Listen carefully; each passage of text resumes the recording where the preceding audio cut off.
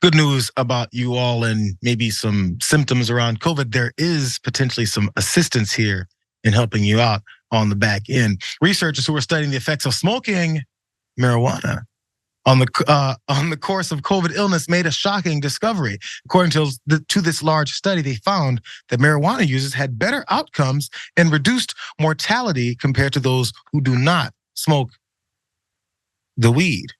Here's some more on that study.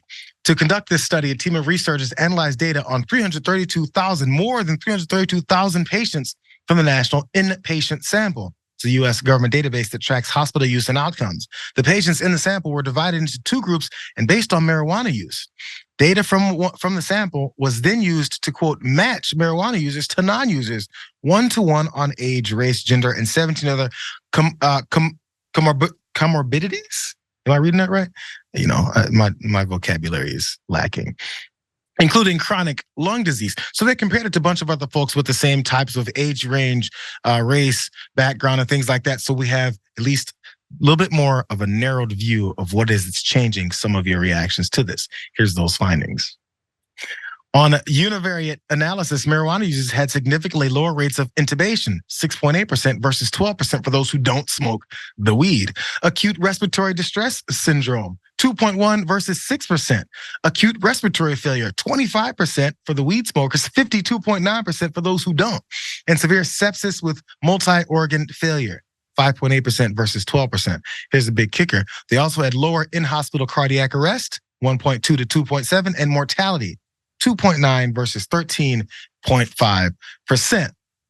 So the huge 50% decrease in risk and symptoms and mortality, death, dying from that one infection that encapsulated the entire world.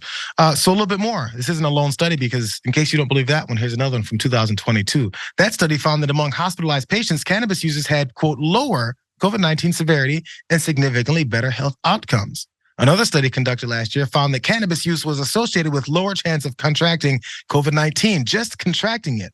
But cannabis use was also linked to more serious infections. Oh no. Lastly, in a separate 22 lab study by researchers at the University of Oregon determined that cannabis compounds prevented infection by the COVID-19 virus in human cells. The researchers were also exploring cannabis as a treatment for COVID-19. Again, Adrienne, people see, cannabis as something that just get in the green buds and grind up and smoke. There's many different ways it can come, and its potential as far as its uses towards things like this. Research might help with that a little bit more, the way that we like to bottle up because it's weed, but not always. And there's other ways that this can actually be administered if it's helpful. But again, as I mentioned before, politics gets involved. Not society. Exactly. This is when politics. Yep, exactly. Yeah, because you had all the alcohol manufacturers out there who did not want the competition, as well as the pharmaceutical companies that have kept cannabis and all of its wonderful benefits from the general population for decades by using racist tropes and all sorts of just fear mongering.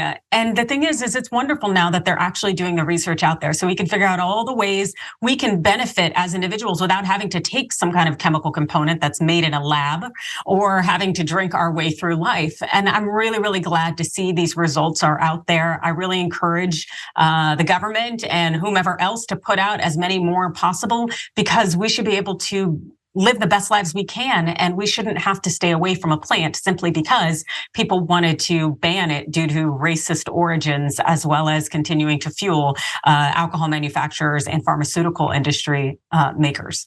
I would be willing to bet a large number of Americans don't know why marijuana is so high up and so banned and so horrible. And this president that was around when it all went down, how much they would have loved him. Yeah. Calm down, keeping it real. So no, there's always some kinds of form when it comes in, and marijuana is the gateway drug. But therefore, when you get certain prescription drugs, your doctor has to make sure, hey, this is habit forming. Understand that. This habit forming may lead you to other ways. And then once you're addicted to this, maybe you can't always get it by prescription. So you might go other means of that self-induced or self-medication process that you have. And that's okay. And then we talk about how you're a homeless person who's addicted to drugs on the streets and how you're a piece of garbage and you're not contributing to society. I'm just saying.